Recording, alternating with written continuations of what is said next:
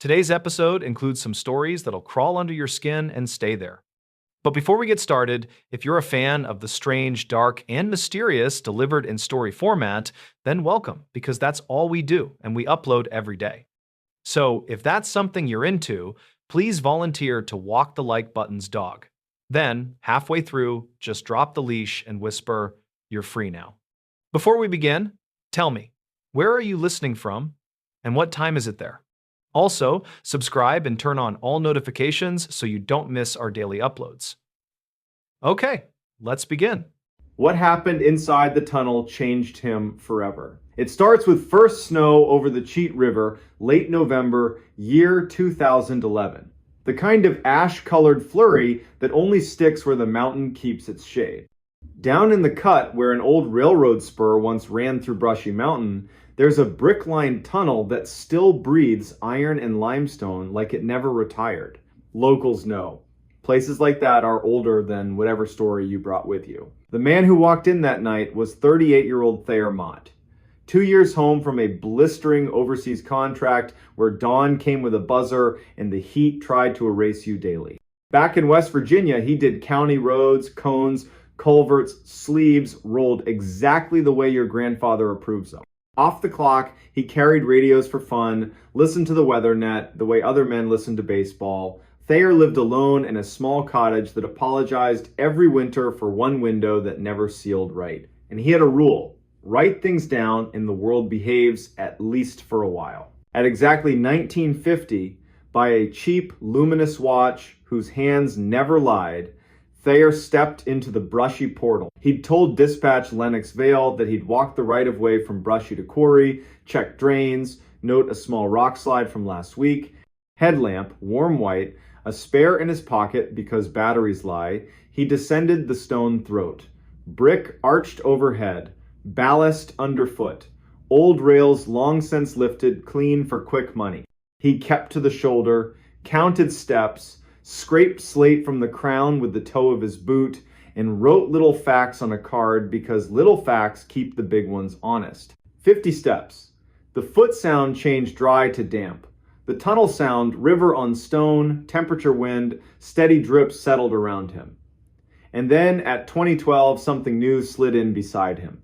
Not ahead, not behind, beside. A girl's voice. Not echo, not machine. A child's cadence without the child's confidence. First a rising vowel like someone tuning their courage.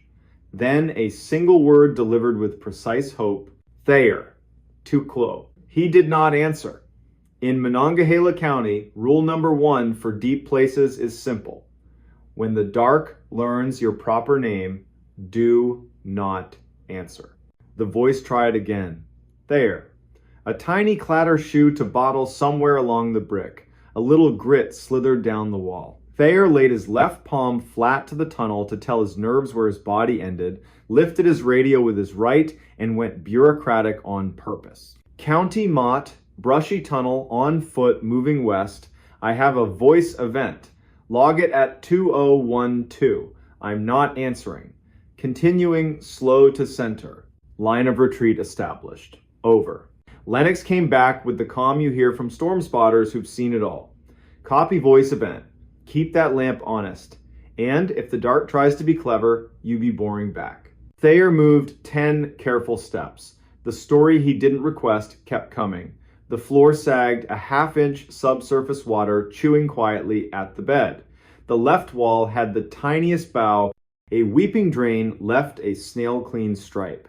He crouched, touched the wet, tasted iron and cold limestone, flagged it, kept going. The voice shadowed him, not obedient, but parallel. Third try, it used the weapon, it had his name, and then added a confession. Even worse in a tunnel.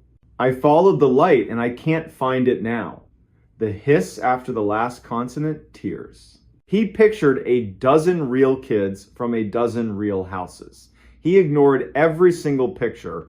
He reached the midpoint. Roof resonance turned musical, air more stone than river, that weird acoustic almost song round spaces get. He let the headlamp rest on his boots and counted his heart twice. That's when the tunnel itself changed its mind. A long, deep breath in the brick. A liquid rush underfoot like a drain clearing its throat after months. And from far ahead, one hollow knock as if wood tapped wood in a place with no wood. County, he said evenly. New sounds, water movement under bed. I don't love the word void, so I won't use it, but the floor is considering options. I'm heading quarry side and will hold. Over. 10 minutes into that retreat, the brick made a quiet, serious sound. Only people who've been around masonry hear mortar unlatching. He shot the lamp up.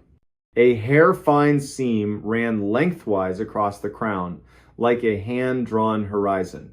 He didn't run, he left. The daylight made the world small again. He sat on a frost-etched limestone chunk and breathed until gravity stopped arguing. He waited for backup. Sheriff Enoch Pyatt arrived ex-mine rescue, slow until work begins. Good lamp. Rope in a hasty coil. He listened without interruption, nodded once like the night had finally learned to tell its story right.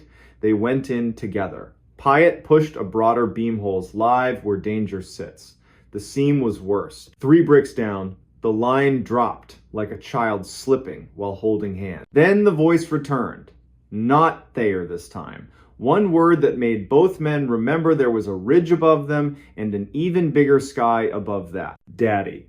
Pyatt went to one knee, palm on brick, like you calm an old dog.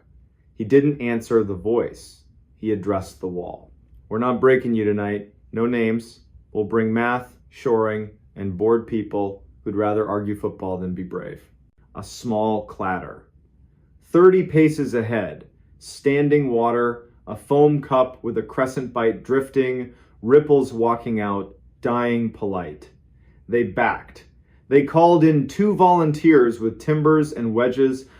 Inside, they propped either side of the seam so Goodwood could talk to bad ideas.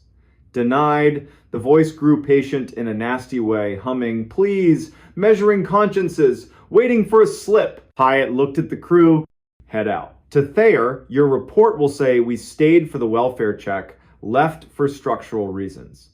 The other reason they didn't say, the seam and the voice had begun to sound like the same thing. The county fenced Brushy indefinitely, which translated means permanently. Teenagers found new holes. Grown men found other ways to leave their lives for an hour. Thayer went back to culverts and shoulders and the safe ache of good work. But the tunnel wasn't done with him. January brought gray armor to the river, wind to the sycamores, and a call from the county, meet Hobie Kress at the quarry side. Hobie was a snowshoe happy content guy who posted reverent videos in places that do not want influencers.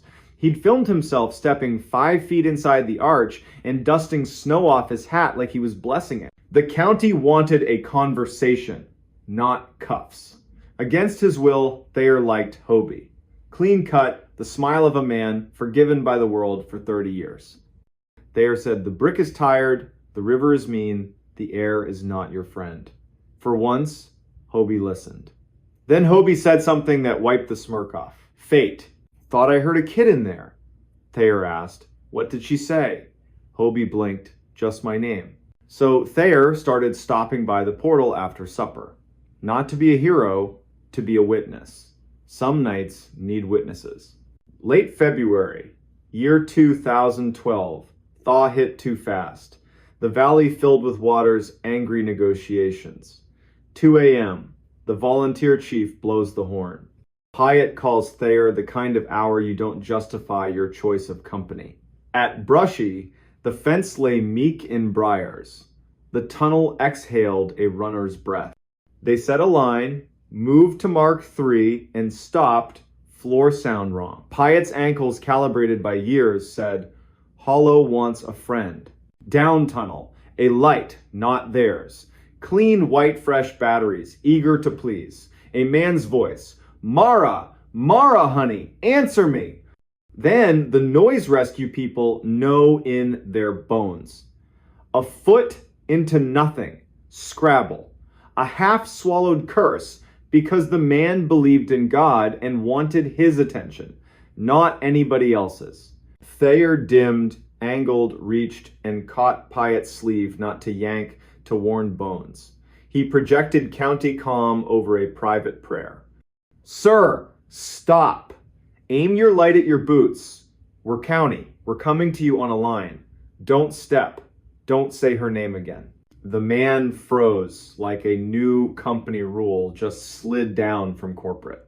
He lifted his light, then remembered and put it back on the floor where it belongs. Thayer and Pyatt bellied the last distance.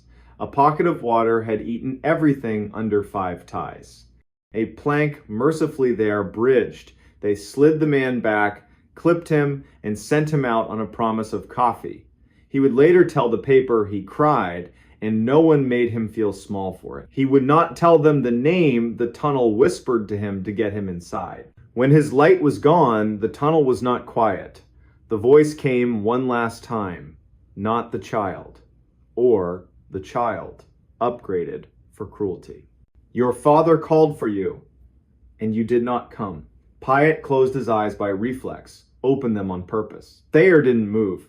He thought of a fluorescent desert overseas, a generator droning in 2 notes you can hear through walls. He thought of a high school hallway where the light always flickered and a teacher never once guessed what he might be good at. He thought of his mother laying a dish towel over biscuits she couldn't afford and doing it anyway, because sometimes a boy needs to see abundance he didn't earn. He radioed in a voice that knew how to hold a line. At seam, water in bed, void under ties, 10 to 15, past Mark 3. 1 civilian retrieved. Tunnel practicing party tricks. We are leaving in a walk. After the flood signed its name and crews policed the driftwood, small pieces that look like birds, big pieces that look like law, the county rebuilt the fence, bolted the sign, and kept the order permanent. The tunnel stayed. The voice, if it stayed, learned boredom, because this county does not answer. What the tunnel changed in Thayer wasn't superstition, it was speed. He started talking slower to people who live half their lives in the dark. He learned to stand on the downstream side of a bad decision, so if someone ignored a fence, his body'd be where it needed to catch them. He untied his boots on the porch, not the kitchen. Thresholds matter. Spring, the county finally replaced that chronic sycamore. A woman, Hetty Dockery, knocked on Thayer's door with a box of rooted maple slips and a photograph from her father's desk. A girl in an expensive dress and a useful coat gone since the 1970s. Hetty asked if he'd go with her to the portal and speak the name once. He didn't correct her, he went. She said the name. The tunnel gave back a sound like the end of a hymn key change. No organ. On the walk down, she stepped steadier than on the way up. Thayer married late. A nurse whose laugh lingers in rooms after the door shuts. They bought high ground, a porch that never needs apology, a basement that never needs courage. Some nights he writes 2 lines to keep the past small.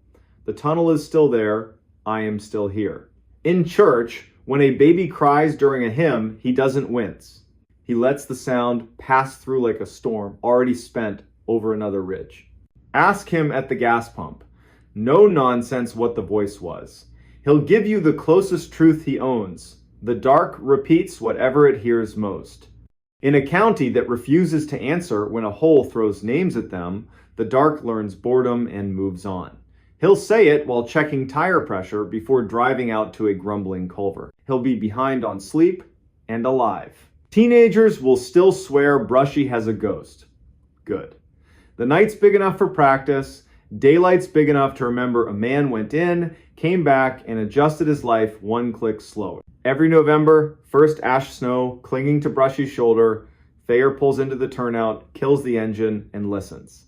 Sometimes nothing. Good. Sometimes river talking to stone. Better. Once in a while, a faint knock. Wood on wood, in a place with no wood. He does the thing that saved him in the tunnel and saves him in living rooms and hospital corridors where grief learns to smoke. He doesn't answer. He breathes. He makes the world small. He turns the key and drives to the next address, where a drain needs to remember what a drain is. What happened inside that tunnel did change him into the kind of man who practices slow, decent caution. Rope in the truck, second lamp in the pocket, habit of calling the county when a night grows teeth, and taped to the fridge, written in words, not numbers, a simple instruction for the people he loves on some future windy night when the siding is practicing scales. If you hear your name from a place that cannot love you, do not answer. Count to 20, call me. Count to 20 again, I'm on my way. The door in his basement wasn't there yesterday. Late October, year 2018, West 73rd Street was getting shoved around by that lake wind, long, hard gusts that make whole blocks clench their teeth. Rain ticked the gutters like pinball. Inside a brick duplex that still smelled like plaster dust and stubborn varnish, a 37-year-old hospital electrician named Callum Brenner was doing what he did most nights. Fixing his future with his hands so his head didn't wander. Callum had bought the place in June, ripped up carpet in July, learned the patience of plaster in August. By September, he could ID every pipe by sound. The furnace, original to that era when guys wore hats to breakfast, cleared its throat every evening like an old smoker, then usually behaved. Widowed at 33 by a soft word doctors hate, Callum had decided you can outwork the long hours if you give them a job. His job was this house. A blue notebook on the kitchen counter held the list. Beside it sat a chipped ham radio mug, Coil Me Maybe, that he pretended not to like. He'd been in the basement 100 times. It was a good basement by neighborhood standards. Poured walls, old coal chutes, mortared shut in the 1960s, work sink with a stain shaped exactly like Michigan. 2 doors down there, one cream painted into a porch cubby full of sleeping paint cans, the other a janky plank into a crawl space where the October Mice Union held meetings. He knew both, he'd made peace with both. He had not met the third. At 21:42, after losing an argument with a breaker and eating dinner like a raccoon at the counter, he headed down to relight the pilot. He liked that moment, the polite click, the soft whomp winter delayed by a thumb. He rounded the stair, set his phone on a joist for light, looked up, and stopped, like someone was dimming him instead of flipping him off. There was a door in the west wall. Not a door he must have missed. Not boxes stacked weird. He'd scrubbed that concrete in August with vinegar and a bad attitude. It had been wall. Now, it was a door, same in different cream as the other trim mortise latch, casing with the exact roller lint pimples from some distracted owner 3 tenants back. A strip of blue tape was slapped across the brass like a utility tag. It even crunched under his knuckle when he knocked neither hollow nor solid. A hotel of a sound, Callum said it out loud. Because good rooms appreciate honesty. That was not there yesterday. The furnace clicked, caught, and steadied as if proposing a trade. You let me keep one mystery, I'll give you heat. He stared at the tape. It said utility in tiny letters and a number no department in Cleveland uses. Upstairs, he wrote it in the blue book. Wednesday, late October, year 2018, new door, west wall, basement. He made coffee he didn't want. Then he called the one neighbor who knows the right nouns for the wrong problems. Genevieve Trask had worked 30 years in the bus yard parts department. Even her dog, Primitive Pete, followed house rules like a union contract. She'd been on West 73rd since the streetlights still rang like bells when they got swapped to sodium. Callum asked if she'd come tell him whether he'd just lost a fight with his eyes. My pleasure, she said, like someone who's risen for worse. They went down. Jen stood, silent, 10 seconds flat. Then, measuring flour careful. That was not there yesterday. Primitive Pete sat, lifted a paw, set it down. The blue tape didn't peel when Jen tested it. The brass under it was guilty clean, like it had been avoiding hands for months. She put her ear to the wood, jaw loose like a piano tuner. The worst kind of quiet, she said at last. Not a human, not a machine. Something that learned to be polite, living next to both. They left it shut, played a hand of gin upstairs. Jen insisted on losing gracefully. Callum walked her to the gate, watched Pete joy inventory the night, and because tongues check, bad teeth went down for one more look.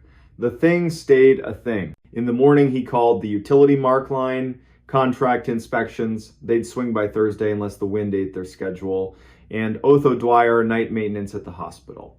Collector of left-handed screwdrivers. Saint of simple machines. Otho showed at 1910 carrying a case that looked like it should say violin and didn't. Scope camera. He slid the head between casing and wall. The screen coughed up gray concrete, then darkness with the smoothness of air and the meanness of a throat. Some jokes take too much setup, Otho murmured, brushing the tape with the back of a finger. Tastes like municipal lie. They didn't open it. Otho poured exactly one finger of rye and told the story of an elevator that grew a sense of humor in a humorless building. He left the scope. Callum slept on the sofa because the living room had windows and the basement didn't. He dreamed of blue tape, a polite click, and a nurse's voice saying, "Not yet." Thursday, 14/27. Voicemail from inspections diverted to a sinkhole at Denison. Second voicemail from an unknown number, just silence that didn't know how to hold its breath. Then a whisper from very far down a hall, "Don't come down while the light is wrong." He went home anyway. Top of the stairs, he made the announcement men only make to empty rooms. If you're human, show me your shoes. If you're not, invitation rescinded. The furnace behaved. The sump pump cleared its throat. He set a carpenter's lamp on the floor to make a small, honest city of light, and with a stub of chalk, he drew a line along the bottom of the door. If you can't make sense, you can measure. He knocked once. The sound came back too soft. He pressed his palm to the panel, neither warm nor cold. It felt like skin in a room that doesn't want you to cry. "I don't believe in you enough to be afraid," he said, on purpose lying. Houses respect effort. He turned to leave. On the far side, something trailed a fingertip down the wood from above the latch to below it, very slow, like it was teaching itself grain. He didn't move. The chalk line held. He said his wife's name once, softly, a key to a true door. Friday, 21/15, he and Jen stood there again. Primitive Pete approved the dryer. The tape had a new diagonal crease, like a latch lifted, then politely reset. Jen hovered her hand over it like a candle. "You are not the first house on this block to breathe into the wrong room," she said. In 2006, during the epic flood, the city dug out the storm line in the alley and found an old brick run, Prohibition beer, and better stories. They sealed what they could see. They did not seal what refused to admit wanting sealing. "That's where the undertalk lives," she said. "Not your house's fault it learned the language. Not yours for hearing it. We lean a chair and don't make introductions." "Be here at 10 with coffee and a man who likes rules," Callum said. She brought the sheriff. Sheriff Whitaker looked like he still hauled hay for friends. Face built for learning the same story from both sides and deciding where mercy fits.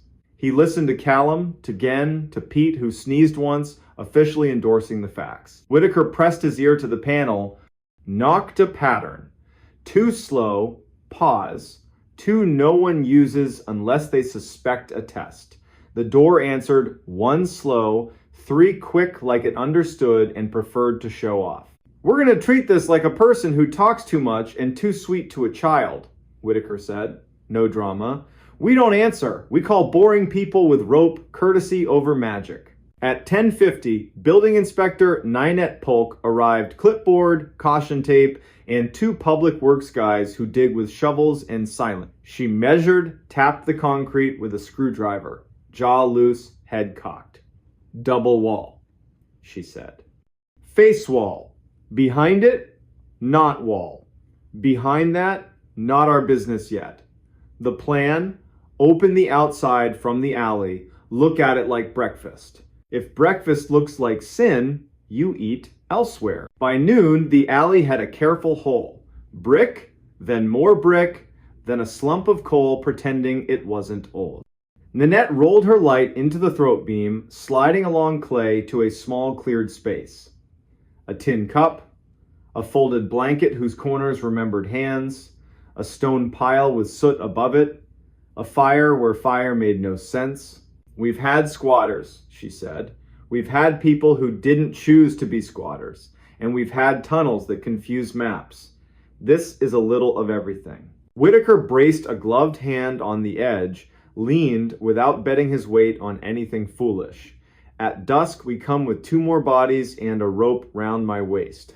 We stand in your west room and say hello in a voice that can't hurt anyone. He took his pen and signed the blue tape, 10:16 on a Saturday. No underline, no smiley. Dusk. The wind inhaled and held. 3 across at the bottom of the stairs. The house delivered 1 timid knock, then, like it decided it needed a new tactic, went silent. Whitaker tied his rope to an old ceiling ring, laundry duty in another life, double knotted. He laid his palm on the tape, talked to the house like a dog flirting with a bad idea. We are not setting our tongues on this latch tonight. They moved the chair, lifted the latch without breaking the tape. The door opened a finger's width on its own resistance. Air came through at the temperature of old apology, coal, and long rain. His shoulder light showed a low brick run, 4 courses high, then a gap all along the top like the mason knew better and got paid by a man who didn't. In the dust beyond, 4 finger marks, evenly spaced. Someone who'd learned to count to 4 and wanted company, and a 5th, shorter one like a tired heart. Whitaker didn't step through. He bent, lowered his head, and said a name to no one, like a midwife teaching an empty room the word it's waiting for. Is anyone here who can stand the sound of their own name? 20 heartbeats, then a cough from the corridor, not brave, not sick, small on purpose. A voice, careful, like someone who only wants to borrow the part of the law that cares more about living than rules. I am hungry. Come into the light then, Whitaker said, measured. No names, no introductions to the dark. A face glanced into the cone, then jerked out. Quick, private decision. The figure didn't cross. Do you have a sandwich? They asked. Jen started to answer. Whitaker lifted a hand. The room obeyed. We have a sandwich. You may have it on this side. He set it on the brick, stepped back a generous pace. A thin hand took it. Gratitude made of bread and shame filled the small room. I didn't steal the ring, the voice said. The ring was already in here. It's welded to the wall. We'll speak again in the morning, Whitaker said, as if this were any kitchen, any night. If you're still here, that would be a blessing. The dark laughed, once surprised at the word blessing. Then, I'll be here, the rain decided to stay. They closed the door.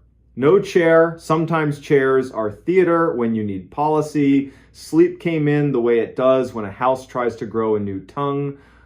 Morning, the chalk line had a clean nick where the door had opened and closed. The tape now had 2 creases. In the alley, the little camp had a second cup that hadn't been there. On the brick, a note, careful hand, fountain pen tidy. Thank you, I won't be here long if you leave it. I know the way that does not ask you to break your rules. I followed voices, and that was my mistake. I am leaving now by the other mouth. Nanette read it, folded once, bagged it, dated it in words events like this should resist numbers. Sometimes people want a story, she said. Sometimes they want a door that says, no, we'll build you the second one. They hired masons from Ohio City argument-winning walls. A second wall went up in front of the first, tied with rebar that enjoyed its job. They pumped the crawl with flowable fill. Fill is kinder than concrete. Cut a new drain to the alley with the city's blessing, which almost never happens and did. They left the door hung for the sake of the room so a man, mug in hand, a year from now, could touch a latch and remember that fear behaves when it isn't fed. One Sunday in December, after the work and after the lake found its winter voice, Callum stood at the bottom of the stairs, set a sandwich and a thermos on the brick, no speech, no theater, listen. The house was just a house. You don't get to grow a new door without telling me first, he said, mostly to make the air file the sentence somewhere. Winter settled. Primitive Pete suffered boots. Jen taught Callum to let houses tell their little understories without volunteering his name. Whitaker sent a holiday card with a knot on the front. Otho reclaimed his scope, pretended to be offended at how clean the lens came back. Nanette drove by twice in January to make sure the wall looked like it meant it. In spring, the city found more legacy brick down the alley and filled that too. The report used the word legacy like a period. Every now and then after midnight, wind slides between those houses like a memory that learned to walk. The furnace coughs a sound you could mishear as a polite knock. A man stands in his basement with his palm on a harmless latch and says the names of the people who made a strange night decent: Genoveva, Otho, Ninette, Whitaker, and the name of the woman he loved, because names are keys, and grief is a door you don't open so much as a company. Then he turns out the light. Basements have long jobs. They don't need help from shadows that think they're clever. If you ever buy an old house in a city that keeps secrets under its sidewalks, you might wake up to a door where plaster swore no door would be. You don't owe it curiosity at midnight. You owe it a list, a lamp that won't lie, a neighbor who can make quiet into a tool, and the dull bravery the trades teach. Knock once, count to 20. Call someone with rope, and if a voice on the other side calls your name like it's entitled to it, remember the single sentence that carried an ordinary man and his unremarkable house through a night when the city tried to breathe through his wall. We're not answering, we're not leaving, we're coming back with more people and better light. She answered the wrong knock at midnight. In the winter of 2018, the town of Bethel, Maine wore its silence like armor. Tuesday night, late January. New snow laid out in neat ribs along every curb where the plows had already passed. Porch lights glowed the color of weak tea. From the river came a long inhale that never quite exhaled. Inside a narrow blue house on Vernon Street, a lamp threw a warm circle across a kitchen table. A single watch ticked on a hook by the pantry, steady, polite, unhurried. The owner, Corinne Moreau, stood in wool socks, rinsing the last coffee cup from the adult class she taught on keeping family histories. It was the kind of work that lets a person listen more than talk, and she loved it for that. Her red knit cap sat low, her cheeks were still wind bright from the walk home. A heavy parka steamed on a folding chair. On the back step, a milk crate of sand and a shovel small rituals for a long season. Around midnight, the blue house settled one tiny creak, a reminder that wood remembers weather. Somewhere, far off, a train laid down two thin notes. Corinne turned off the sink, reached for the lamp chain, and then it happened. 3 knuckles touched the front door. Not a pound, not frantic. 3 light, even taps, the kind you give a house when you believe it's already awake. Corinne blinked. Midnight visitors belonged to July porches and borrowed sugar, not a January freeze where even the dogs had the good sense to stay in. She listened. The house leaned with her. 3 more taps, identically spaced, like a metronome living inside whoever stood outside. She took unhurried steps through the dining room, past a braided rug, a shelf of old mill photos, a jar of leftover fir boughs. She stopped 3 feet from the door. Bethel is the sort of town where you can identify a neighbor by the shape of their boot prints. She hadn't heard any prints come up the wooden stairs, but new snow swallows a lot of sins. She set a hand on the chain. "Yes?" she called level. "Who's there?" A pause long enough to count to 4. Then a soft, tired voice, young or simply worn out by the night. "Sorry, ma'am, I'm looking for the Deans. Wrong house, I think." The Deans lived 2 streets over near the school. Mustard clapboard, perennial porch light. Corinne pictured a face gone red with cold and embarrassment. She kept the chain engaged, turned the deadbolt, and cracked the door an inch, then 2. Cold came in like a hand. No one stood there. In the pale coin of her porch light, empty boards, black wet seams where snow was melting on the rail, the faint hiss of flakes falling without wind. The street lay smooth and unwalked, a quilt. She lifted her eyes. Nothing moved. "Hello," she said. "I heard you. I can help you find the Deans." Silence. Something in her, something practical and sharp, disliked the game. She shortened the chain 1 link and eased the door shut. 3 more taps. Not at the door, at the living room window. Light, quick, like a sparrow asking to be let in. Corinne pivoted, left the front door on its chain, crossed to the dark window, and clicked on the lamp. In the glass, she saw her own reflection, cap low, mouth set. Outside, a blank yard, lilac bushes and white shoulders, no prints pushing toward the house. Behind her, the chain made a tiny metallic sigh as if the door had settled. Corinne wasn't a fearful woman, she was a list maker. Lists fix chaos. If there's a problem in Bethel, somebody has a phone number for it. She reached for her mobile, found it under a magazine, and let the screen light her cheek. She considered reasons. A teen dare, a drunk apology, a stranger embarrassed to need help. She flipped the light to flashlight and went back to the door to test the chain. On the second link, the metal popped a bright tiny snap, a necklace breaking. The door opened another inch, not because she pulled, but because the swollen jam had been waiting for permission. Colder air slid inside.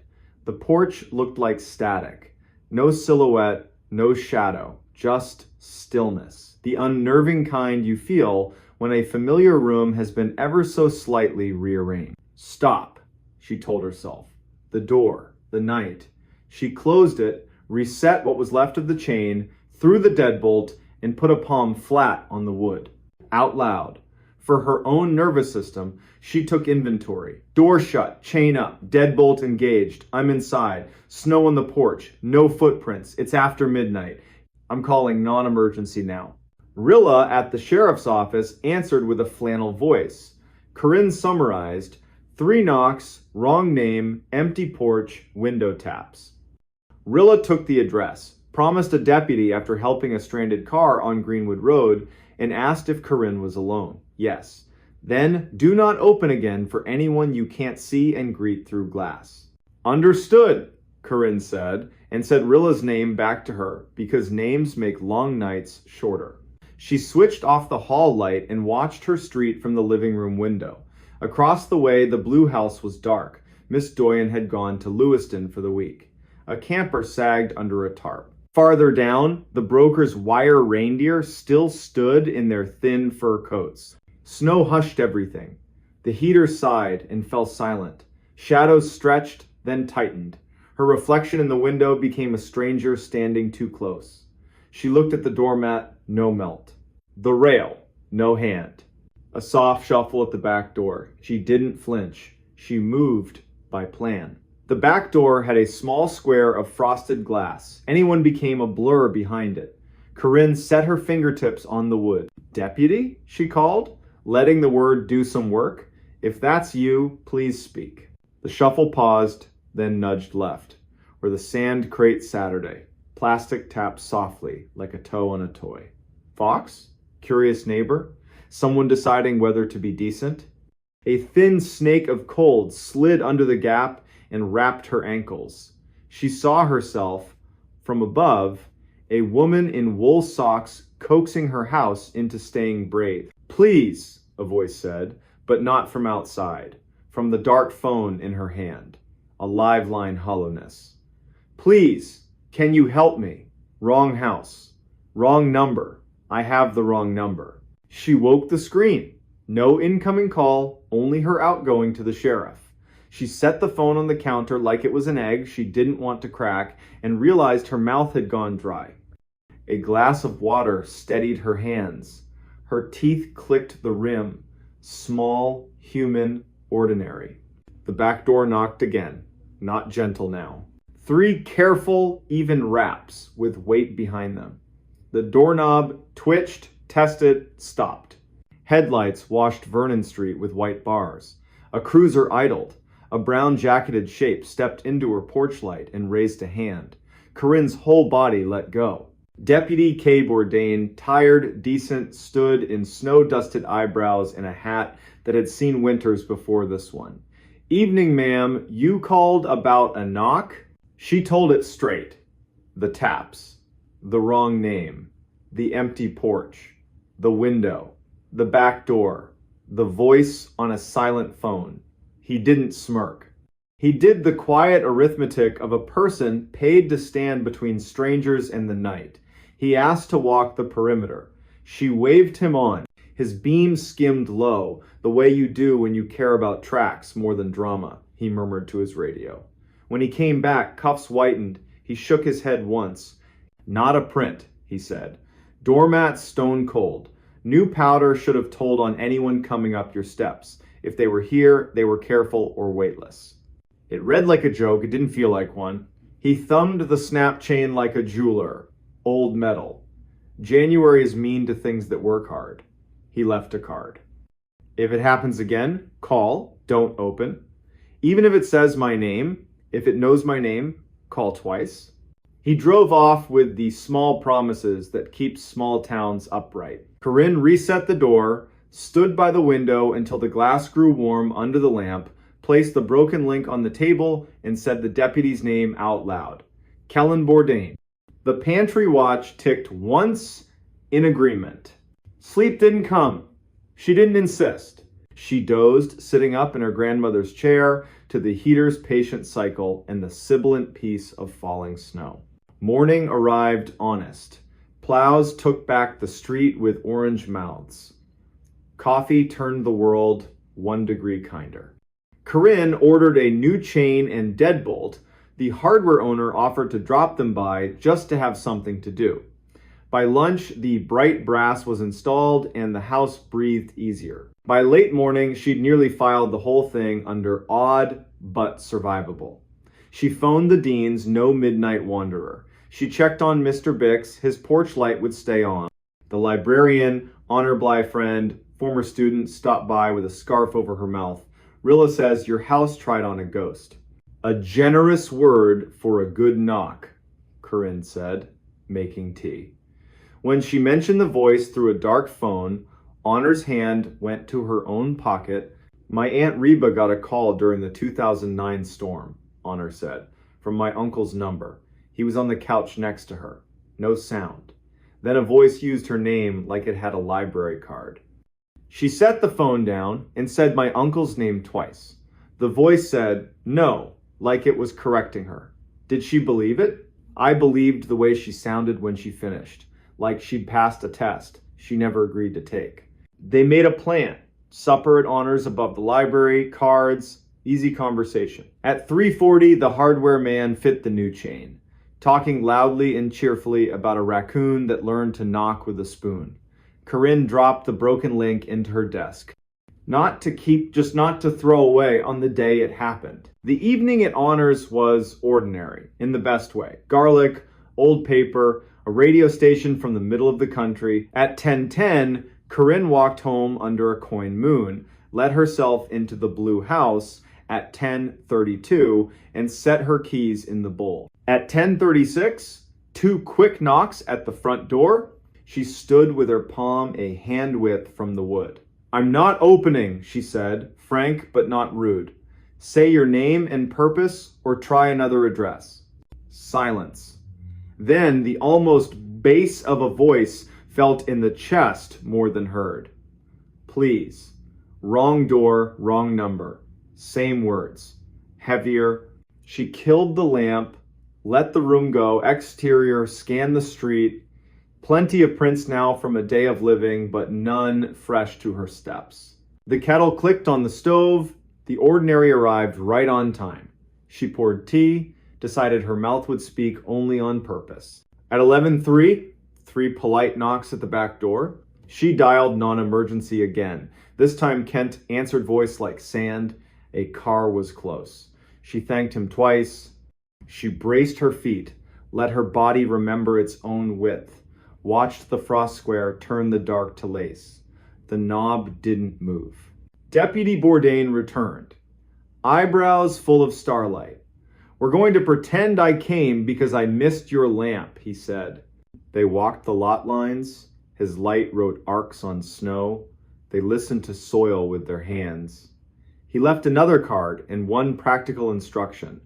If she left town, tell him. He'd swing by. Saturday passed. Sunday brought distant bells and a walk for oranges. Monday pulled bright curtains, then closed them early. No knocks, Corinne's shoulders dropped. Tea tasted like kept promises. The broken link stayed unchanged in the drawer. Then, Tuesday, full circle. At 11:56 p.m., 4 minutes shy of the same hour, a voice came from the little radio by her kitchen clock. It was unplugged. It said her name quietly and asked if she was there. Her throat chose its loyalties. She approached, didn't touch, listened to the way vowels met consonants, stepped back, and said, like iron, that the county had rules for midnight and she was old enough to follow them. It tried other doors. The living room vent pinged her name as the heat came on. The phone rang with no number. The dead doorbell found its resurrection. Each time the voice asked for a person, not a favor. It tried town names like Keys, Miss Doyon, Mr. Bix, Honor, Rilla. It even tried Kellen Bourdain, as if it had learned the card in her hand. She smiled despite herself. Deputy, she corrected the air. Not tonight. She let the tea go cold. She laid no hand on any handle. She apologized for nothing, not even her stubbornness. At 3 minutes past midnight, she felt it lose interest. The house exhaled. The radio remembered it was a radio. Air moved room to room with nothing to ask. Corinne set the kettle once more, carried a mug to the window, and stood until her reflection looked like a person whose name had been kept safe. Then she slept like someone had tucked a quilt around the town. Over the next week, stories salted Bethel. A woman on North Road heard a screen door open and close for nobody. A late dog walker heard tapping on stop signs like a patient hammer. The mail carrier heard her name from a garage and almost answered before remembering what day it was. No one was dragged into snow. Locks held. People learned one sentence and used it when darkness stood close. Not tonight, not this house. When the river loosened and the sun laid a silver road across it, Corinne and Honor watched the water tell itself a story. They ate pie at the diner and called fine what it was victory. On the way home, Corinne passed the dean's mustard house and thought of that first polite voice. She detoured, set a gloved hand on their rail, and said their name into the wood, a practice she'd adopted, give places back their proper nouns. At her own door, the new chain shone ridiculous and perfect against blue paint. She ran a thumb over it and heard the small metal truth. Tonight will be ordinary. Keys in the bowl. The watch ticked. The heater hummed. The fridge sighed like an old man. From the street. 3 knocks. Not on her door, on the blue house next door, where Miss Doyon's son-in-law was picking up the last of her winter clothes. A harmless sound, not a summons. Corinne felt sudden tears. The body likes to test itself and then be returned to ease. She laughed Small Bell back in tune and said the sentence she meant to keep for every winter that followed. We don't answer the wrong knock at midnight. We count it. We name the hour. We call the people whose job is the porch. And we keep our names warm inside our mouths until morning reminds every room who belongs where. In spring, when the town smelled like wet earth and hope, Corinne swapped the fur for tulips, oiled the hinges, watched the river take its time. In summer, she carried the broken chain link to the bridge and tossed it in. It flashed once small, bright fish and vanished. She stayed to listen to the water write its own sentences, wearing the quiet expression of someone who had been invited to a test, had closed the door gently, and had chosen again to stay. The girl who walked home twice. It was 1930-something. The air smelled like wood smoke and apples. Drizzle turned every porch bulb into a little planet. The high school had cut loose early for the game in Lexington. Band kids fogged up a bus with laughter. Tires hummed along the Maury. Ione small like a willow, tough like one too, didn't go. She'd promised her mother Yara she'd be through the door by 2000, no later. The mountain shadow drags night down early in Rockbridge County. Everyone knows that. Pea coat from a thrift store, one button that didn't match, scarf a shade that couldn't pick a side between green and blue, hand knit by her aunt. Everyone knew Ione. She worked mornings at the bakery on Nelson Street, slipped the paper through Mrs. Kemp's slot at the White House with the red door, could identify every dog in 3 blocks by bark alone. Her father, line cook, serial kitchen quitter, had left in May. The kind of leaving that makes a clock too loud. Ione had sworn, with a 16-year-old's fatal sincerity, "I won't be that kind of gone." At 1940, she waved off her best friend Wren at the feed store corner and ducked into the drizzle, taking her usual 3-block shortcut, hardware store. Mr. Ansher, Petrie sweeping like he meant to sand the sidewalk down to Memory Post Office that still smelled faintly of floor wax, then the alley behind the funeral home because, as Ione liked to say, the living cause more trouble than the dead in Rockbridge Hollow. 1952. A guy in a pickup easing off a steep driveway saw that indecisive scarf flash by. 2 fingers up from the wheel, small town salute. 1954, wind rattled corrugated tin on the vacant lot fence. 1956, misses.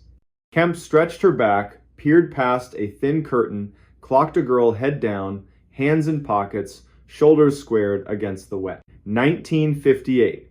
Yara's porch light burned a little cone in the rain and turned drizzle into strings. 2000. The door did not open. By 2010, Yara was pacing the living room like she was housebreaking a nervous dog. Up slow, back slow. 2022, she called Wren. Surprise, then careful. Yes, they'd split by the feed store. Yes, Ione was fine. And there had been a man at the vending machine, Marine Corps cap, too new for the face wearing it. 2030. Deputy Rowan Deek knocked hat off, voice steady. He said the sentence every good town cop has to learn. Let us be wrong with you for 2 hours. They weren't wrong for 2 hours. They were wrong for 3 days. Night 1. Flashlights swept the seam from feed store to front stoop. Same bad gravel by the alley. Same puddle at the sycamore. Same warped funeral home step everyone knows to skip. Drizzle turned into mean rain. 0320. The band bus came back. Windows fogged a different way. Kids fell into waiting pickups. Mothers squinted through wipers. A boy named Ash told his dad by accident the worst sentence. I saw Ione behind the funeral home. She had her scarf. When? Just now. And when he turned to point, there was only rain. Saturday pooled in neighbors' kitchens, coffee, quiet, too many glances at the clock. Sunday, the county AR's net droned on the old repeaters. Negative contact. Monday morning, the school band played half a shade slower in the auditorium. The principal looked 10 years older when he lifted his head. At 16:20, that gray Monday, headlights smeared along Route 11. Mrs. Kemp phoned Yara. Yara ran. Mrs. Kemp, who hadn't run for anything since 1989, got there on ring 2, breathless and unpoetic. She is on your porch. Ione stood under the porch light, hair slicked flat, scarf dark with rain, coat buttoned wrong, hands in pockets, eyes bright in a way the sky hadn't earned. The bulb made a perfect oval on the boards, like the house had been waiting for its mark. She blinked once, slow, smiled, small and real. The exact smile she wore, setting a cinnamon bun on a plate like a promise. The sound Yara made porchwood still remembers it. Hands to her daughter's face. Sweetie, why did you make me wait? Ione stepped in like she'd only just noticed, wet as cold after 10 minutes. Shoes kicked off in their forever spot. She looked around, stared a beat longer at the stove clock, the plain round one rust comma on the wall under the nail. Half a laugh, swallowed. Deputy Deek came in careful, body language that said, I belong here, but I won't make the room smaller. Ione, he said, in that slow jailhouse tone that lets people choose their own shape of words. Genuine surprise from her. Deputy Deek, did you get a new car? He hadn't. She tipped her head like a bird when a window stops offering sky. Then why is it so quiet? Dr. Sigrid Hall, neat as a single sentence, took temp, checked pupils, asked, what did you do between Friday and Monday? walking home. No flinch from the doc, just a neat note. Sometimes you leave people the only word they're willing to carry. More questions. What do you remember? Gray dog by the Coopers. The sound at the pipe bridge. The man with the new hat. Then, like 3 rooms misstacked. I don't know the rest. Her mouth around the O made Yara flatten both palms on the table like she was steadying the whole house. 3 weeks. Rockbridge Hollow learned a delicate routine. They let Ione be. Dawn at the bakery, 2-handed grip on the sheet pan, reverent buns on paper. She stared at the post office bulletin board until the pushpins shone. Guidance counselor Emmer Holliday sat with her twice a week gentle work, invite a memory to take 1 step without pushing it down the stairs. On good light days, Ione would offer a new pebble. The river slapping the old mill race concrete. A walnut leaf rafting a puddle. Someone saying her name like a question, and she not turning her head. December showed up in 1 unsentimental dump of snow and refused to leave. Yara learned to sleep an hour at a time. The wood stove learned the new schedule without judgment. Christmas came with casseroles, feed store gift cards, and 1 perfect scarf from a woman who couldn't afford to buy it and a woman who couldn't stand to see the old one anymore. By March, the Maury pretended to be more than a river, and a fisherman found the marine cap downriver of the pipe bridge. He called it in and didn't touch it. Like a weird engine smell under your hood, you hand straight to a pro. The man who'd worn it had drifted back to Roanoke the day after Ione was found, paid his motel bill, smiled at an elevator that apologized for itself, and left. The cap had no story the town could use. Spring, summer, peepers screaming, telephone wires singing when the wind drops off the ridge full of opinions. In September, 1 year minus 2 months, 17-year-old Ione stood in Yara's kitchen at 1943, poured tea she didn't want. Tired in a way sleep can't fix. Yara, to keep from saying 1 thing too loud and scaring 3 others, wrote a safe talk list on the back of an envelope. She never got to use it, because in 1947 the front door opened with the exact little 2-tug rhythm of someone who lives there. In the entry stood Ione, peacoat, mismatched button, that undecided scarf, hair wet from a drizzle that did not exist on Nelson Street, eyes bright in a way that made the room back up by instinct. The Ione holding the teacup rattled the saucer, set it down, turned toward herself and made a sound. The porch calls a bird hitting glass. Doorway Ione smiled, small and real. I'm home, Mama. The stove clock ticked 1 very loud second and then remembered its manners. Deputy Deke again hat in hand. Dr. Hall's stethoscope already warmed the way good doctors do. Counselor Emmer put both palms on the table and didn't sit until Yara did. The town did not come. A small place knows when a crowd ruins the edges of a miracle. They asked gently, when did you start walking? Where did you turn? Did anyone speak? What did the river sound like? Doorway Ione answered with the same script as a year before. Dog, pipe, bridge, hat, walnut leaf. The difference wasn't the words, it was the way the room caught them. Every sentence landed like the place had already set a plate. Deke stood in the kitchen threshold and looked both ways. He saw 2 girls, he saw 1, he saw none. He kept his face steady so the room could borrow it. Sheriff, Judge Crease, how do you write this in a report? Breathe with me, the practical spells. They kept both Ionesses in the room because what else do you do? Dr. Hall took 2 pulses, one just off the other. Checked eyes, left, right, months backward, both did it. 2 wrists, 2 heartbeats, both wrong in different right ways.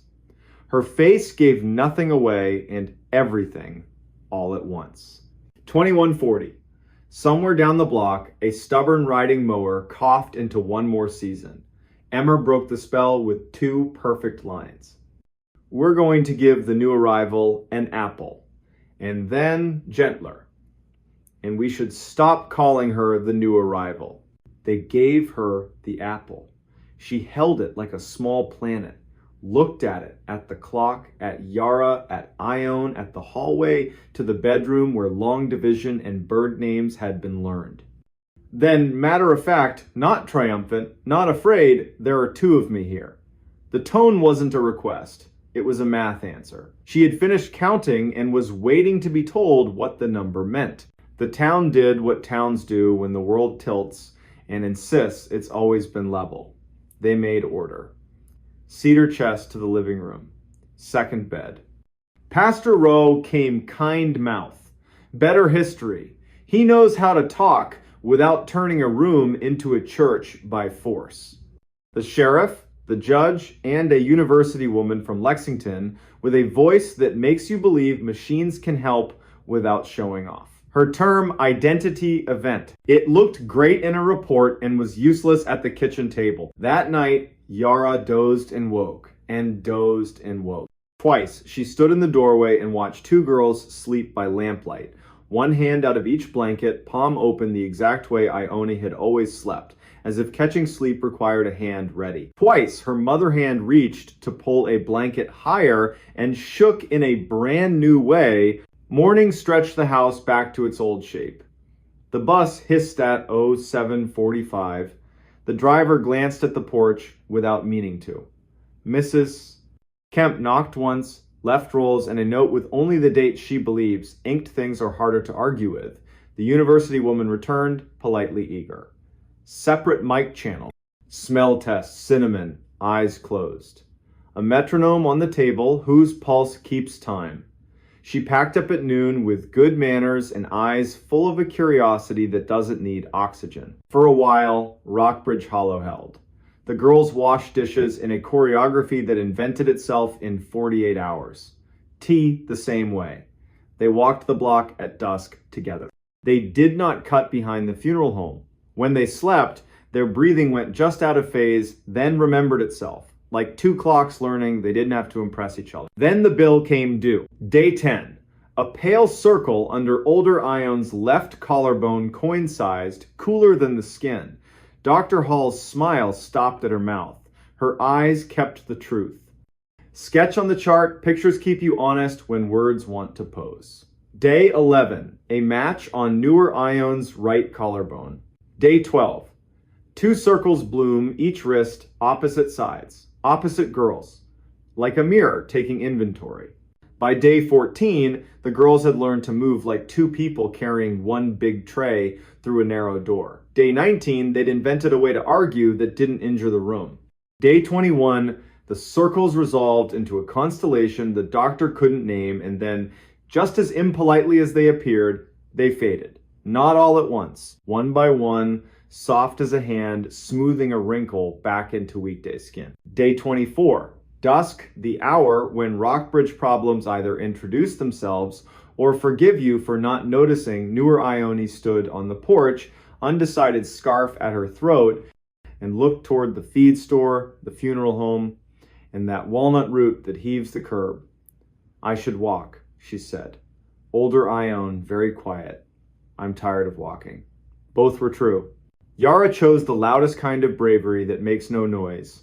We'll walk together to Pastor Rowe's, she said, and lend him our feet for 1 block. Then we'll come home. They did.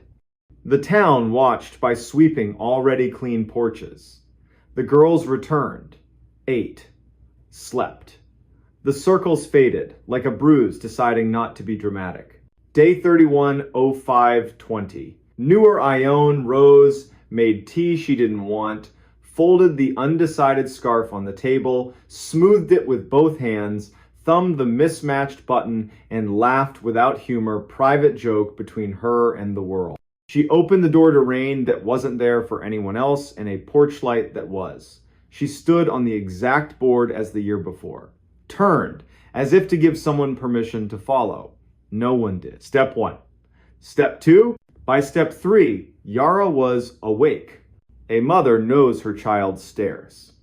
Ione, she said, not church voice, house voice. The girl smiled. I am going home. She stepped into a drizzle only she could feel. The porch light held her one heartbeat too long. She walked 3 blocks, hands deep in pockets, cut behind the funeral home, past Mrs. Kemp's window. Mrs. Kemp stood to stretch and saw a girl head down through sheer curtain and did not lift it. She had learned a hard lesson once and refused to write a new one. Oh, 5:54, Yara's door opened again. Older Ione, the one who'd returned that impossible Monday in the year 2004, stood in the entry with her scarf in one hand and coat over the other arm, crying and not crying, joy and disaster braided. Mama!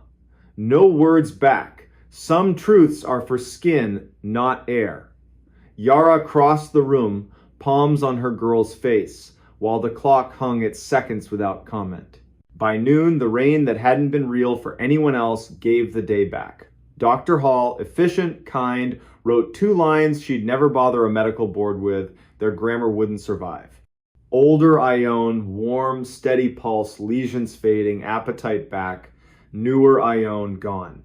Pastor Rowe delivered a casserole he hadn't cooked. He's learned how to honor offerings without stealing their credit. I don't know what to call the second walking, he admitted, voice low. The first wasn't a trick. The last wasn't a theft.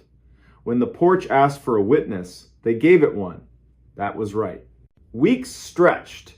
The house learned gratitude without building a festival around it.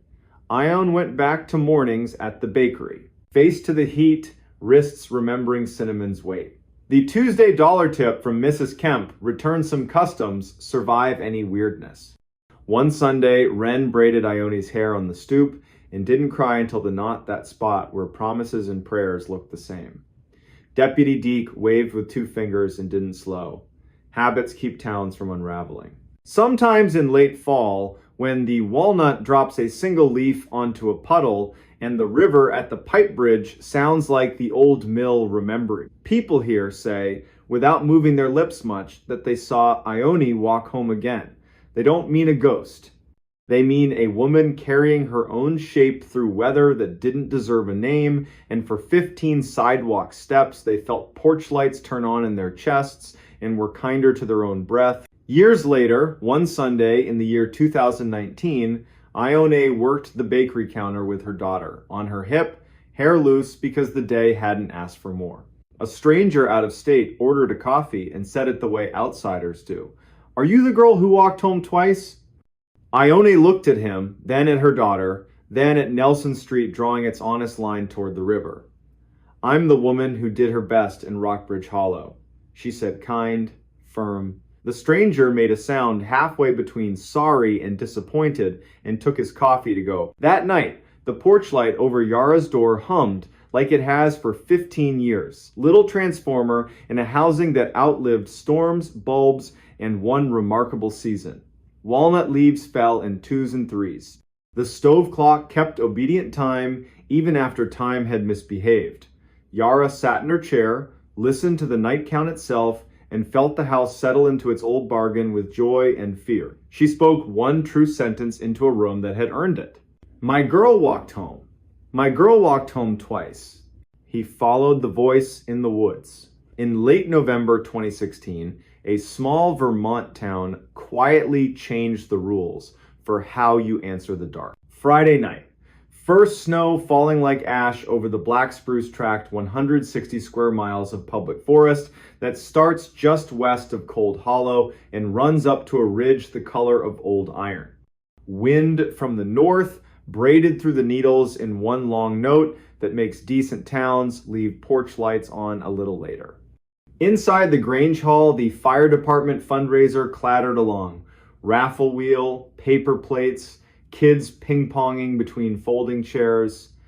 And one man, Orrin Vale, 39, a union electrician and lifelong night walker, kept glancing at the windows whenever a gust put its hard hands on the glass. Orrin's grandfather taught him to read the woods like a second alphabet. He carried a compass the way other men carry a pocket knife. He knew the low deer paths, the soft saddles between hills, the larch bark smell in thaw. He also knew the old county stories, the ones people tell without leaning in, the ones that move through a place like blood and show up on the skin only when the month turns cold. He knew them and didn't believe them, which his grandfather used to say is the quickest way to trip. At 9:30, the last raffle number got called. A cheer, a whistle under the eaves. Orrin stepped outside to swap boots at his truck. Official reason. Real reason, listen to the night. Sky with that pale pre-storm glow that shows up 5 minutes before the real snow decides to get serious. He tightened his laces, looked beyond the last lit porch at the forest's black shoulder. That's when he heard it.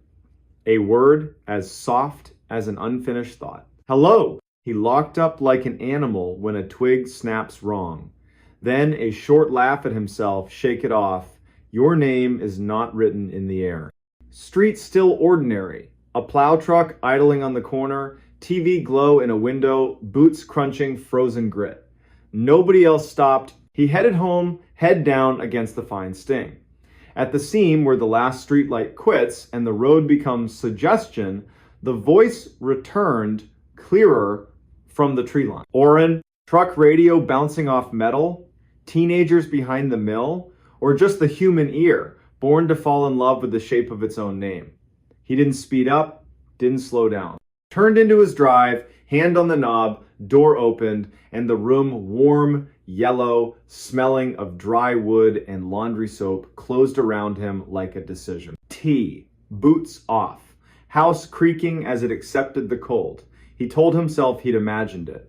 Then, from past his backyard, down where his fence met the Forest Service boundary, a child laughed and then shushed himself, the laugh of a kid who's won the game and wants to keep the secret. Orrin stood so fast the chair legs squealed. He took a big flashlight and his canvas coat, the one with nailhead nicks along the sleeve. Back step, breath in like medicine. The beam cut a clean cone through first skinned snow, birch leaves stuck like coins. Official reason, check the fence. Animals find holes like water. Real reason, follow the voice he said he wouldn't follow. 30 yards to the boundary, then down into the shallow gully where an old logging road becomes a mud stream in spring and a dark ribbon in summer. Tonight, a white seam sewn into black. He stepped over the sagging cedar corner post thing had wanted to retire for years. Stood in the old road. Trees leaned in, not unfriendly, just present. Far, nearer, then in the space between two breaths from nowhere at all. Orrin. Over here. Flat. Calm. Spoken by someone who knew he would come. Whoever you are, wrong yard. He said to give his mouth something to do. The wind eased.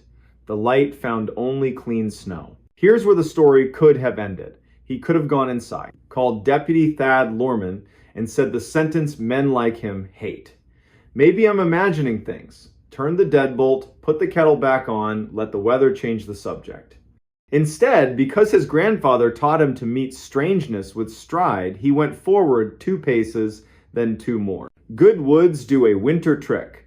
Honest dark makes day colors inside it. Orrin walked 100 yards. 200. Counting numbers in his head must match the length of his stride. The road bent, fell, rose. The voice stayed at a leash-length distance.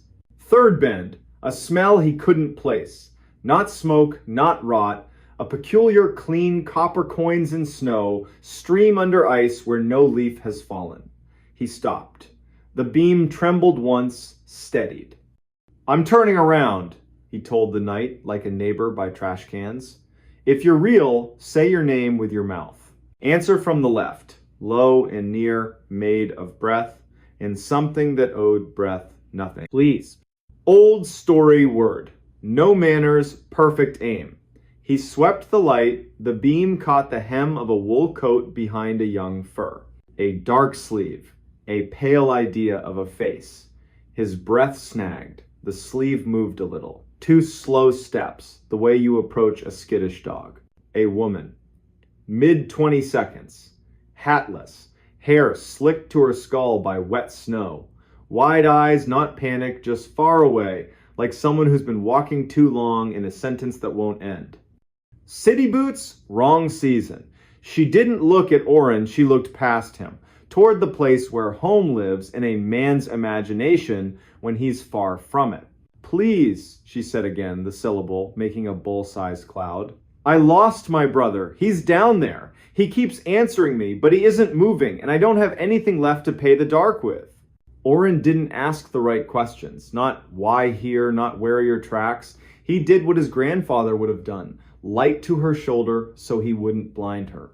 You're coming with me. We'll make a fire. Sheriff's decent. The ranger they send is decent too. We'll all go for your brother together. Half smile, like matching a photograph. Down there, she murmured, tipping her head. The ravine. Do you hear him? The forest held still the way it does when a pond is deciding if it will hold you. Far, closer, than from a compassless direction, a boy's voice. Over here, the cheerful tone of a June afternoon when the creek is yours and curfews are imaginary. How old? Oren asked. 12, she said. His name is Asa. He mimics the radio, learned it from our father, thinks if he hits the right tone, people treat him like a man, not a kid. Please. I think he fell. They moved. The ground began to disapprove. Oren nicked a white birch with his thumbnail string on the doorknob, breadcrumb for daylight, and began a new count. Short numbers you use to tie yourself to yourself. The land broke, narrow gash, choked with blowdown, bottom a slim black promise of water. Oren crouched, felt for purchase, chose a route that wouldn't let the night right itself without him. You wait here, he said, and pushed light into the dark. Halfway down, breath to the left, rustle to the right, and up ahead. Here, the boy said, and rapped twice like knuckles on a plank. Boot slipped, shoulder caught. Breath rode back into his chest like a stranger. I'm coming, he said. Tell me your name. Same sunny broadcast voice. Asa Vale. Wrong. Valley in a mouth that small? He looked back. The beam sketched the woman from the knees down, the slope eating the rest. She hadn't moved. He couldn't see her face. Asa, Oren tested the tone you use with a dog proud of its one trick. Your sister says you fell. The reply came from 3 places, one after the other, like a round sung wrong. I fell, I fell, I fell. Clean cold slid under his coat like a hand. He turned right. Light found an old plank bridging the cut, the kind loggers tossed down for a shortcut. On it, a pair of gray glove liners, small. Beyond it, a moving black that breathed. The voice came again, now behind him, now from the far slope, now from under the plank. Sweet, teachable, wrong. Oren. Hello, he tried. The last courtesy of people. Nothing changed. One careful step uphill. Another. The woman's boots stepped back to make room, silent as sleep. He put the light on her face. She let him. Very dark eyes, very dry, not cold, not warm. She looked like a person photographed in an eclipse. We're going, he said, level. He climbed past her, back to the old road, and did not run.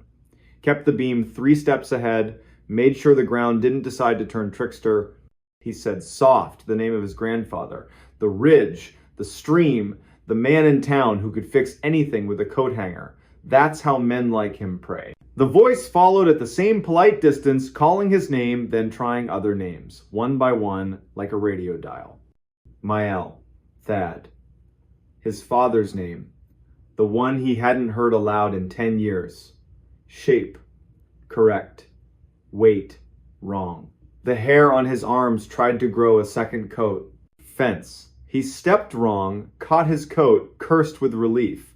The light washed the line. Trees were trees. Night was night. True snow now, steady and adult. On the stoop, from just the other side of the glass, the boy knocked his small knuckles against Oren's name. Please. Inside. Back against wood. House decided to keep him. A short, embarrassed laugh. He'd forgotten the world has edges. Flashlight down. Phone up. Dispatch picked up. Torin recognized the voice. No staircase of questions. Need a courtesy drive-by, Oren said. Something at my north line in the tract. A kid, or not. Send Thad. Tell him I'll stand on the stoop like a fool until his lights hit my fence. Sergeant Thad Lorman came slow. because slow bleeds pressure out of nights like this. The light bar painted the trees blue, red, white, a cheap, honest carnival. Thad listened to Orrin tell it with the part of his mouth that jokes about fear and the part that doesn't. He nodded. If it's a kid, we help. If it's not, we're not feeding it names we care about. We wait till morning. Ranger Ilsa Peregrine will bring a map, and that way she has of seeing ground that doesn't want eyes. Orrin dozed badly. In a chair, boots on, long light pointed at the back door like a promise. Woke at 3, then 4:30, to the kind of quiet, good towns keep as a favor, to people who worked till midnight. Morning, polite sheet of snow on the yard, no fresh tracks. Dressed for work he wasn't going to do, drank doctor-ordered coffee, met Thad at the fence. Ilsa arrived 10 minutes later with rope and calm. Ilsa Peregrine had the patience of someone who's pulled people out of rivers, trucks, and bad ideas. She let Orrin map the night with words, asked 2 questions, had him repeat the glove liners and plank bit. Then, we'll walk to your nicked birch and the lip. We won't drop below without more bodies and a line. We'll bring a bell. We will not call names into the ravine. We won't teach the woods our voices. Do what I do. They walked the old road like a small procession, remarking only on the practical downed limb, slick spot, this looks fine and isn't. At the birch, she saw the thumbnail nick and gave him a coin small nod. At the lip, she set a glove down, put her ear over the edge, listened like a nurse, eyes closed a moment. When she opened them, nothing in them was darker, but something inside had locked its door. The bell, she said. Thad, stand back, palms open. Think about your wife saying your name on a normal day. Orrin, think about your mother saying yours. I'll drop, we'll listen to what the ravine does with it. Little brass counter bell, line to wrist. She lowered it into the cut, tapped once. Sound went down and became shape. A second, softer ring came back a beat late dutiful mimic, pleased with itself. Exactly what she expected, exactly what she didn't want. Another pattern, another shy echo. She drew the bell up. We back out, she said. Return at noon with 5 people, a net, and the kind of logic more eyes bring. We don't talk loud about this in kitchens. We don't make it a dare. Mayel will call the mothers who woke sick today and confirm their boys are where they belong. Orrin, go to work. Don't walk too close to windows. Keep your head. For 3 hours he tried. Mounted a panel, fixed a ground, listened to the radio gripe about roads, and a woman in the next county who kept a goat in a Subaru all winter. At 11:40, Mayel called. Slowly, no punctuation. Every kid accounted for in Cold Hollow, the next 2 towns, and the next one after that. Only one mother admitted to a bad feeling her college-age daughter had forgotten to text goodnight. The girl replied, at 9, friends dragged her out. I don't mind being the woman who makes these calls, Mayel added. At noon, Ilsa returned with 3. 2 retired SAR. Diehard's rope and stubbornness. And a state biologist whose face said, no time for folklore, polite to people who do. Stokes basket, a sleeping python coil of rope. Thermal scope, rode again. Practical commentary only. At the lip, scope warmed. Ilsa panned slow. Pause. A private smile. A frown. 2 small hot spots raccoon. 3rd signature doesn't behave. Warmer than air. Not moving, not shaped. Could be a rock remembering yesterday. Could be a hole trying to be a mouth. Could be nothing. Rope went to a jack pine who knew how to hold. Eulalia Pike tied knots like a magician. Holly Kempt tended the tail and told the rope jokes. Ilsa clipped in, checked gloves, looked at Orrin. If I say walk, you walk. If I say sing, you sing. If I say back, you're halfway to the fence before I finish the word. Do you understand? Yes. She went over, no hero, just a person who rations courage by the cup. The basket followed, empty. Holly paid out, Eulalia counted. Thad kept palms open. Orrin murmured the names again. The wind pressed its shoulder, then backed away, embarrassed. At the plank, Ilsa set her hand on the wood, didn't cross. Leaned, looked. The ravine hummed like a refrigerator in an empty house, steady, unashamed work. Her voice rose, clear without being loud. I see a glove. I see a hair tie. I see a shape that might be a bag or water. Acting clever. No body, no tracks. Mud's wrong. Too smooth for this time of year. Holly net. Down it went. She opened it, set it in the water, drew it slow fishing for a rumor. At the board she made a small sound, what you make when something lands in your hand that wasn't meant for you. A tape, she said. Cassette, labeled with a child's name. Ink bled, not a local surname. First name, maybe. Into a dry bag like a heart, looked left, right, beyond. Bring me up! At Oren's picnic table, Ilsa set the bag down. Holly opened it with thumb and forefinger reverence. The cassette slid onto a towel. Label, 3 stubborn letters. A smear. Another letter, a curl like the start of a V. A backward S someone had tried to fix. We take this to the county, Ilsa said. We don't play it at anybody's table. We don't invite it to speak until we decide who's earned the right to hear. Oren with me. Thad, drive the long way and stop at every porch where a mother is watching the window too much. Say the sentence that helps. Eulalia, Holly, pie at Mael's. Tell her nothing but that the rope behaved. County building, gray carpet, binder smell. Tape on a clean towel. Evidence tech, Poe Dunnett, a kind face and an anvil name. Step back half a step, then forward. Gentle resurrection deck. Lid down like tucking a child. Play, hiss. A room trying not to be a room. Boy's voice high, those long rural vowels. Hello, he chirped. To whoever finds this. You're smarter than my uncle. He thought this was a good place to hide it. I thought it was a good place to make him pay attention. Oren's hands went cold. Ilsa folded her arms. Poe watched the deck, not the wall. I learned from the weather radio, the boy went on. 2 notes, then a voice. So here are the 2 notes. A whistle. Almost true. This is a warning for Oren Vale from Cold Hollow. I'll be by your fence tonight to ask for your attention because my uncle didn't give me his. Bring a real adult if you want. Don't bring a recorder. The ravine doesn't like competition. Poe's hand hovered over stop and stopped. Tape wobbled. The voice shrank. In the back, a woman spoke soft, far like another night in another room. The boy laughed. I'm not supposed to laugh here, he said. Click. Out like pinching a flame. 20 counts of silence. Then Ilsa said what needed saying. Someone taught a child to mimic the radio and throw it like a stone.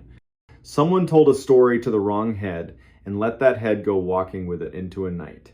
A tape fell into a ravine where water thinks about voices.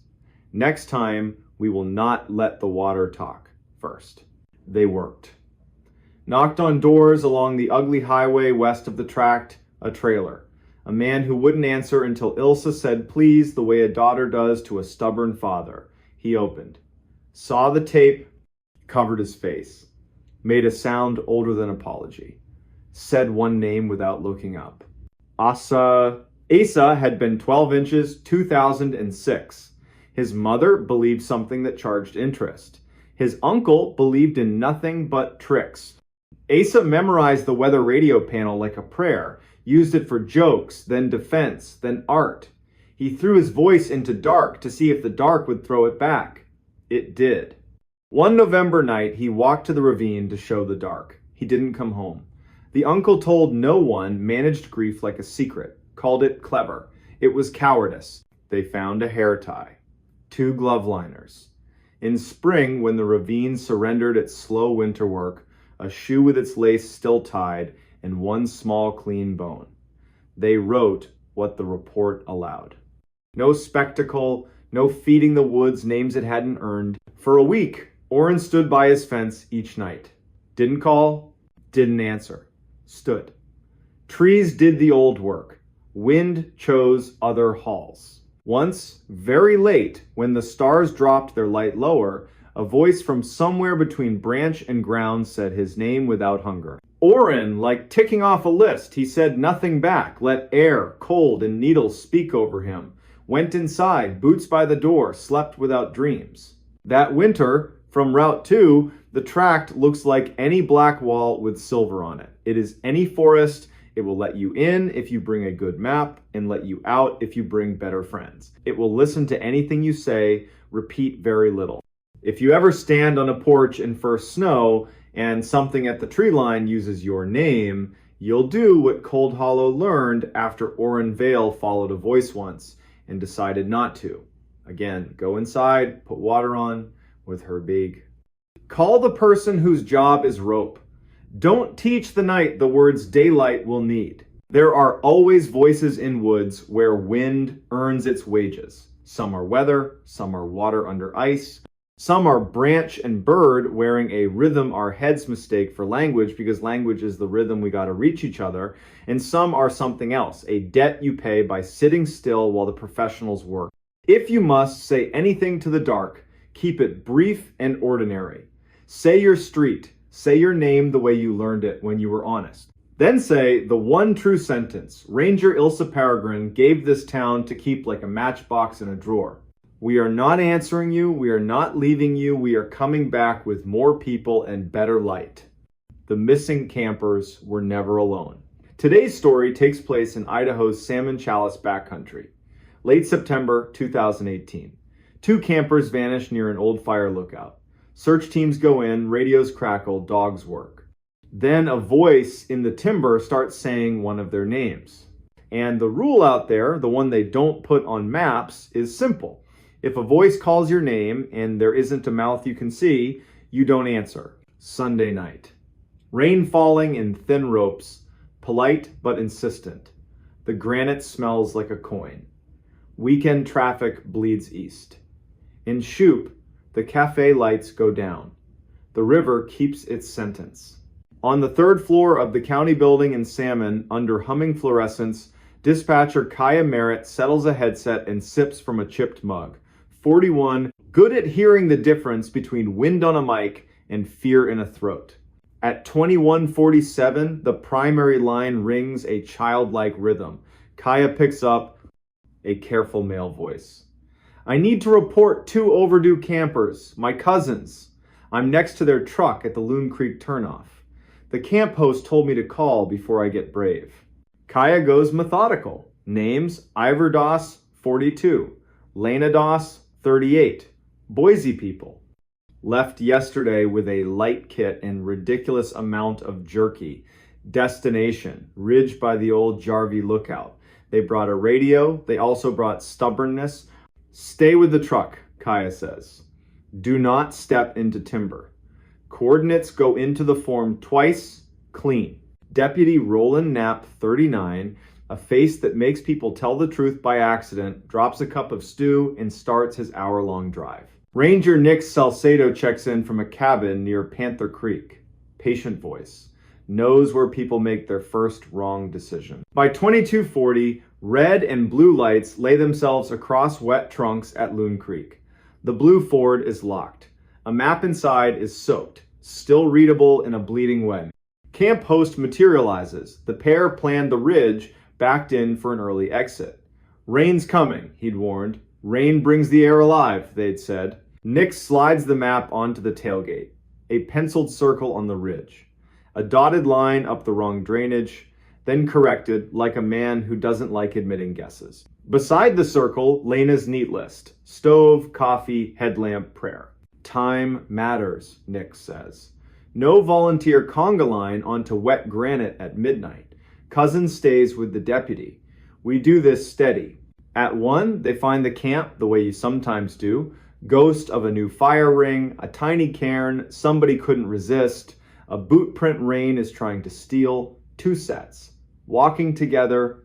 Roland Marks calls it brings them back. Morning plan gets written like an anchor. Kaya works the night like a loom. Tracks down Lena's sister in Meridian, leaves a message that is compassion twice and panic never. Calls in a K-9 team ode to the county, In her log, she writes 5 quiet words only she will see. Do not answer a name. Dawn. Cloud lifts, leaving diamonds on every needle. 15 people drink black coffee at a folding table. Nix runs a finger over the map and splits the country into sectors. He adds the rule, the one you only hear from people who have earned your trust. If you hear a name and there's no visible mouth, lock eyes with your buddy, say their name, make them say yours. Do not answer anything from Timber, not even if it uses your song. A new kid raises a hand. Is that folklore or a line I can put in a report? It's how you get home for lunch, Nix says. Teams move out with that respectful, quiet September pines demand. Dogs in bright vests quarter the slope. One line takes the spine, another slides into a black burn, snags like busted metronomes. Thayer, the cousin who made the call, walks with Deputy Knapp, not because he should, but because men who wait at trucks break in slow ways. At 9:19, a dog gives a small bark. I found your idea, not yet your person.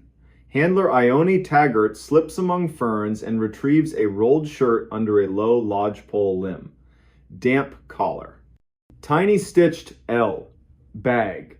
Tag. Ritual keeps hearts from shouting. 10:52. A voice calls a name. Thin through timber, left of the draw, where a baby creek is deciding what to be. Lena. 2 syllables shaped like someone speaking into a scarf. Sounds like Ivor. Except Ivor's voice usually laughs at the edges. This one doesn't. It says her name and waits like a bridge. Nix lifts a hand. Heads swivel. Everyone refines a face. Thayer. Thayer. Roland. The voice tries again. Help. A dog bristles, then thinks better of it. Wind turns the voice into a trick. Now above, now behind, now whispering from the leaves at their boots. Lena. Roland plants a ribbon and a thyme on a larch and draws an arrow fatter than the rest. We don't answer, he says, calm enough to steady the world. We mark and move. By noon, sun saws through the cloud and turns steam into foxfire. Teams reset. Dogs drink in wide licks. The medic truck ladles sugar into paper cups. Kaya slides each bead of the day onto a string, times, places, and a line that means more than the paper can hold. Voice saying, Lena. No face. Afternoon, a different kind of luck. Farspur team finds a neat cone stack beside a rock scratch. Lena, her sister will later say, loves to arrange things. The cones point toward a cleft the map calls nothing. Old guys at the cafe used to call it buzzard slot. At 16:31, they find Ivor. He's on his back, one leg crooked the wrong way, eyes open to the sky like he's willing to believe in it. Lips split white with thirst. He makes a sound that's half apology, half joy. We stayed on the spine, dropped too fast. Rain shoved us into a bad shelter. We heard the lookout radio from the valley, the weather loop, thought it was a truck, followed it, found no truck. Then we heard Lena's name, my voice saying it, but not mine. I didn't answer. That's why I'm still here. Where's Lena?